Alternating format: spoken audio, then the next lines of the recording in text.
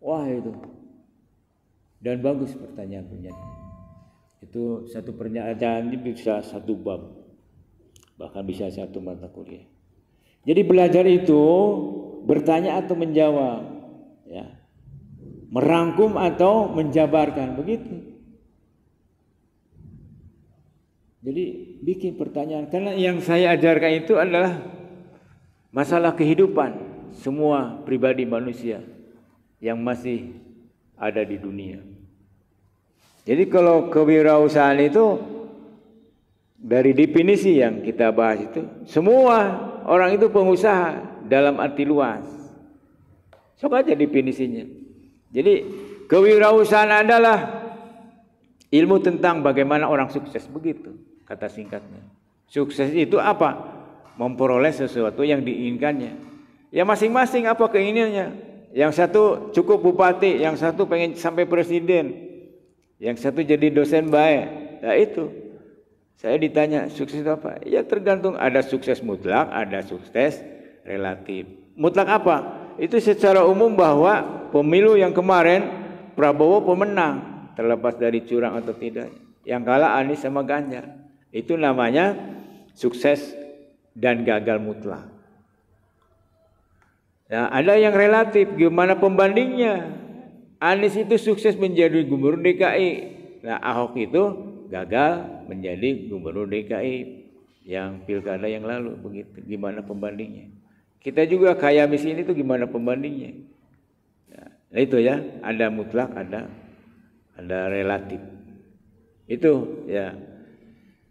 Saya berharap ke depan siapkan pertanyaan sedapat mungkin. Saya pun kalau tidak bisa menjawab, nanti saya cari lagi. Gitu. Benar, kalau kita tidak disiplin dalam bahasanya itu, kalau kita tidak keras terhadap diri kita sendiri, kita dikerasin sama orang, dimarah-marahin, dicaci maki gitu, karena gawean itu benar. Nah, buah daripada disiplin adalah kita mampu bekerja sesuai dengan ketentuan yang ada. Oke? Ya, Kang Hafiz, SBM, berpikir bisa, pasti bisa. Insya Allah. Siti Maning, orang sukses mencari jalan, orang gagal mencari alasan. Apa itu tak?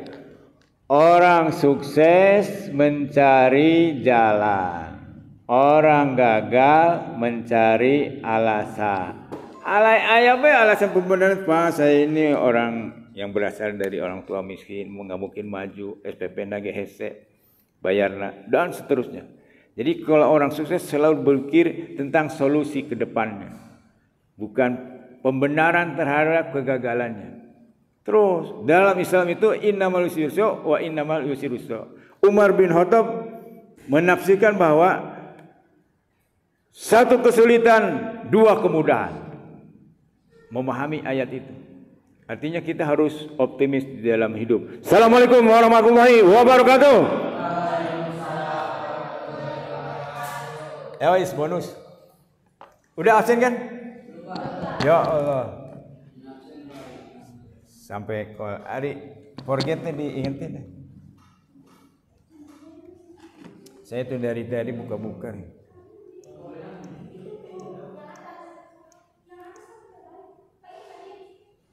Udah bisa.